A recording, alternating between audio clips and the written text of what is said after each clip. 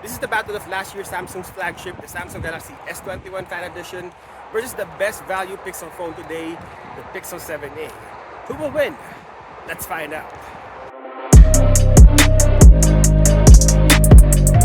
Let's start with color profile and saturation, and right off the bat, you would see that S21 FE is brighter and more colorful than Pixel 7a. This is a typical Samsung colors that's closer to an iPhone look, and a lot of people like this kind of profile. While Pixel 7a sticks to their natural looking tone, you would also notice that the white balance is warmer on the new mid-range phone. I like the contrast of Pixel 7a, although darker, it gives more depth to the image and feels like coming from a more expensive device. Actually, the colors on Pixel 7a resembles the one you see on Pixel 7 Pro, and I would also compare these two phones. I mean, you can't go wrong with any of these phones. Looking at the ultra-wide main and telephoto, both phones are consistent across all sensors. I just love the dedicated telephoto of S21 Fan Edition. Again, depending on what you like, I feel like this is a tie for me. Although internet already determined that the Moonshot is fake on Samsung phones, S21 FE is capable of shooting Moonshot at 30 times zoom, while this function is non-existing on Pixel 7a, but I can see this function on the more expensive Pixel 7 Pro. In terms of image filters, we know that Pixel phones can only be tweaked through manual mode, but Samsung Galaxy S21 Fan Edition has more filters to choose from. A total of 12 image filters. I mean, depending on the mood, you can switch back and forth with these filters. Going for the audio test, this is Samsung Galaxy S21 Fan Edition.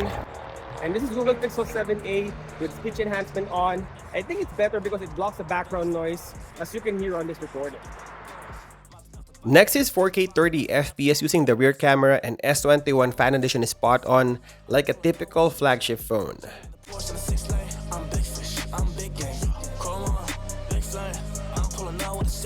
Well, Pixel 7a is good, but it struggled a bit on stabilization test. You can see that it's a little wobbly on 4K 30 FPS.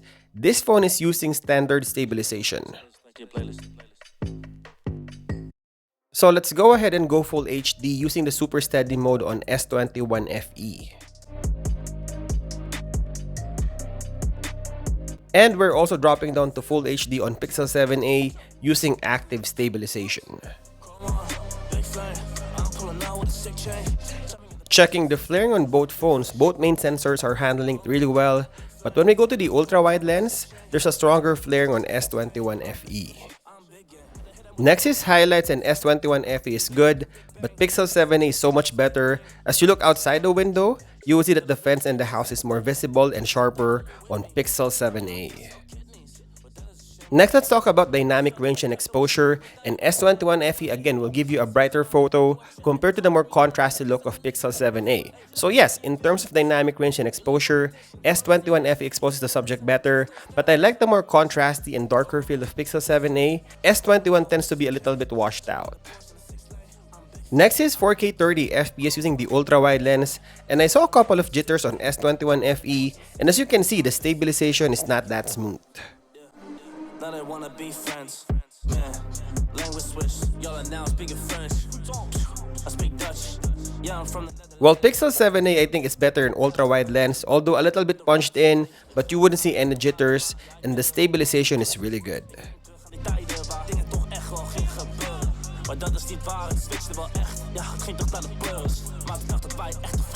I think right now, just comparing these two phones, this will be the best value phones of 2023.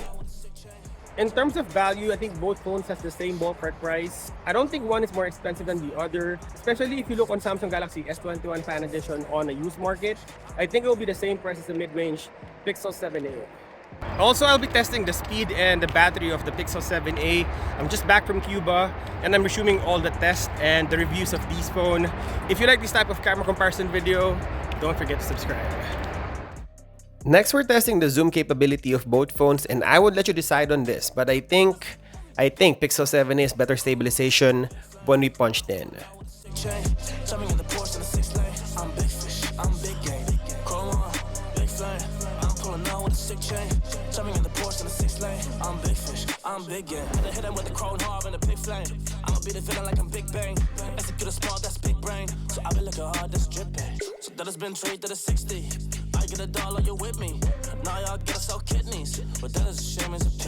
This is the slow motion test of both phones. And this is the super slow motion test. S21 FE is slower, but Pixel 7a is sharper.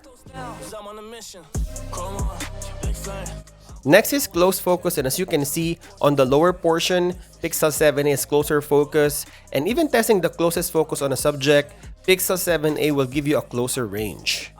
Checking the sharpness of all sensors, starting with the main sensor, you can see that S21 FE is sharper than Pixel 7a. Going to the ultra-wide lens, still S21 FE is sharper than Pixel 7a.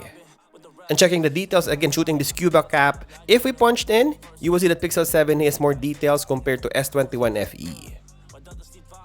This is the selfie video recording 4K 30 FPS, and sadly Samsung Galaxy S21 Fan Edition loses to Pixel 7a.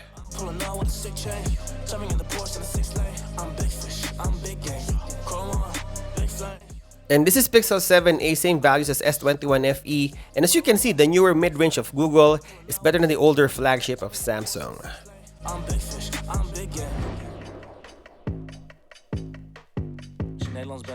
Next is portrait mode without human subject, and as you can see, the blur on S21 FE is greater than Pixel 7a.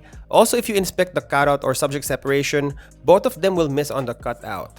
Looking at the portrait mode with human subject, S21 FE is brighter and smoothens the skin by default. It also has a wider field of view than Pixel 7a, but sometimes the blur looks fake.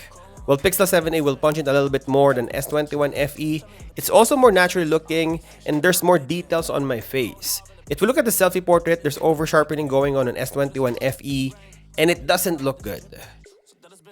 But if you're watching this video to know if the new Pixel 7a is better in night mode, unfortunately the older flagship S21 FE is still better than the mid-range Pixel 7a. It exposes the subject better, it cleans up the noise better, the colors are better and brighter, and the subject and text are sharper compared to Pixel 7a. Again, this is a mid-range Pixel phone compared to a flagship Samsung phone. This is the selfie video recording on low light condition, and in terms of sheer performance, you can see that the sensors on S21 FE is still miles ahead compared to the newer Pixel phone.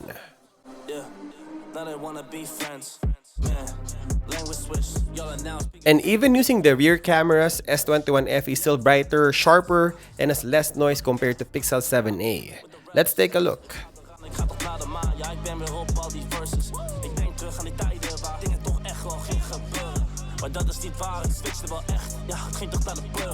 And lastly, versatility. Both of them has ultra-wide and wide sensors, but only S21 Fan Edition has 3 times optical zoom and can zoom up to 30 times digital crop. So what is Gadget Rev Now's verdict? Samsung Galaxy S21 Fan Edition or Pixel 7a? Again, 2 of the most popular budget-friendly smartphones of this year. Let's do a recap. Last year's S21 FE is more saturated and brighter, has cooler white balance, has Moonshot capability, more filters to choose from, better dynamic range and exposure, slower slow motion feature, sharper image across all sensors, wider FOV on portrait mode, better night shots, better low light video, and 30 times digital zoom. While Pixel 7a is more natural looking and more contrasty, warmer white balance, has speech enhancement, manages the flaring better on ultra-wide, better stabilization on video overall, sharper slow motion, closer focus, more detailed photos and videos, and better portrait on selfie. To summarize this ultimate camera shootout, I guess the takeaway is S21 FE is still better in low light photos and videos, but Pixel 7a is better stabilization and video overall. This will boil down to what you need. Are you a nighttime shooter, or you will use this phone for vlogging and need a more stabilized footage?